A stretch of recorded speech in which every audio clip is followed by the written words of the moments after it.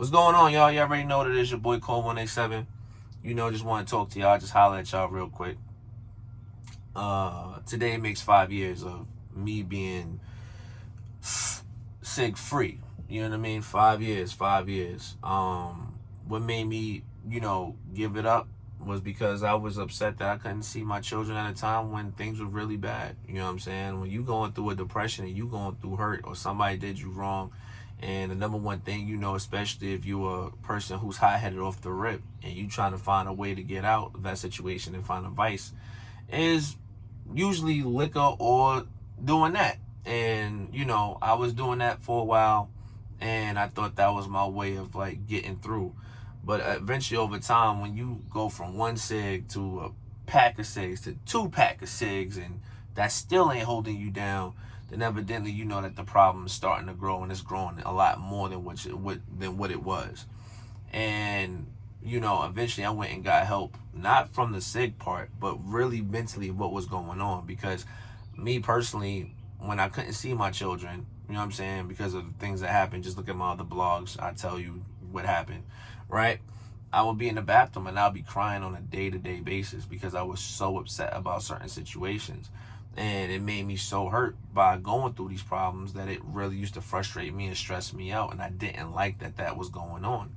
And I wanted to make a change with it, but I couldn't. So what I would do is I would go into that bathroom and I would cry my eyeballs out on a day-to-day basis. Sometimes I cry myself and I didn't even go to sleep. I go to work the next following day, and I was just pretty much on autopilot at that point. It was kind of like just a common norm. And when I went to therapy and I started, asking these questions of what was going on, and and I talked about these issues. If you can, go ahead and check one of my songs. It's called "The Sky Is Falling." That was really at my lowest of lows when I made that song. And when that happened, I was just like, yeah, I don't see help. And then once I got to the therapist put me in the right direction of where I needed to go. A lot of us, we do that for the sake of hurt. We sit there, we get frustrated, and we're just like, yo, this is the only thing that can get me through today without having to go crazy on somebody. That's still a wrong thing to do, because what happens if you don't have that cig? Or what happens if you run out? You ever seen these people that don't have a cig or whatever the case may be, or don't have a Newport? They go completely bonkers and want to kill the world. You know what I'm saying? Like, real talk. And that was something that was not on my radar. I had to make a change. I remember my son realized it was really bad because he would sit there, he would smell the cigarette smoke in the car.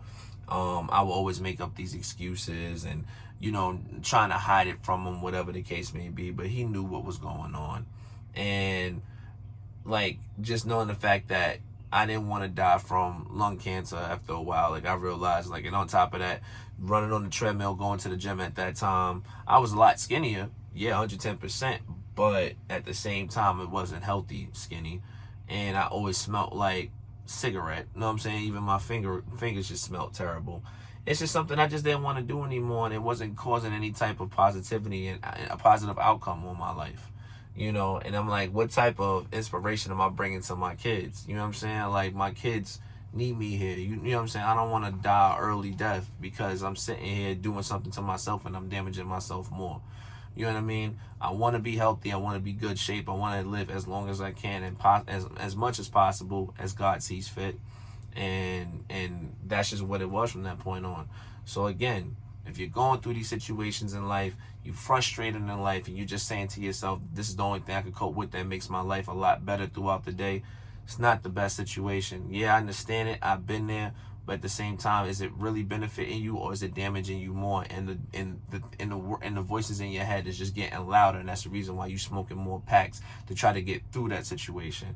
Really be honest with yourself and really be real with yourself. The more you're real with yourself, the more you kind of reveal your issues and you look for the help, and then eventually you can overcome those issues. But until you do that, you're gonna always have these problems, and it's never gonna go away, and you're never gonna have a situation where you can surpass these things. It's important that you get the help that you need and start talking to yourself and start fixing yourself and let God guide you where you need to be at. And trust me, when you go and give it to God, God definitely answers.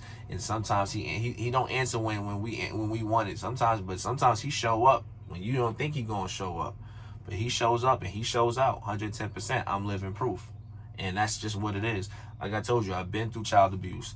I've been through you know, woman, somebody, not a woman, I'm not a woman, somebody who's, you know, who took the kids from me and thought that she was for me and all these things. You know what I'm saying? And all of that. I've been done dirty. You know what I'm saying? Like in a lot of ways. But I didn't let the world pretty much dictate what my future was. I said to myself, I'm going to make a change for myself. I'm going to be a better me. And I'm going to do not only that, you know, the people that I looked up to as heroes that are not my heroes, because God is my number one hero. Jesus Christ is my number one hero. From that point on, I was able to put on the helmet that they pretty much left, the crowns that they left, and I made up my own crown and made my own destiny to make sure that I could be beneficial to the kids in the future of what I have now until I'm dead and gone. So at the end of the day, you got to ask yourself, the way you moving right now with you doing cigarette smoke and hurting yourself, what are you leaving behind for people who look up to you that want to see you do good? Think about it. Do you want them to feel the same way or do the same things you're doing? Because you got people that follow you. That's real talk. And who you really, like I said, at the end of the day, what do you want from that point on? Do you want to be an inspiration to them and look up to them?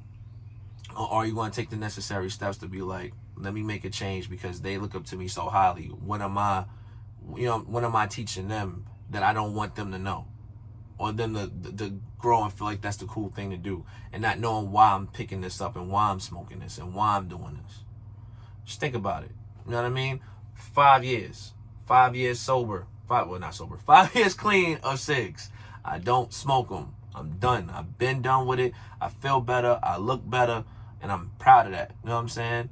So please, please, please, if you can, think about it, reflect it, get yourself together, and it'll all work out at the end. I'll holler at y'all. Peace.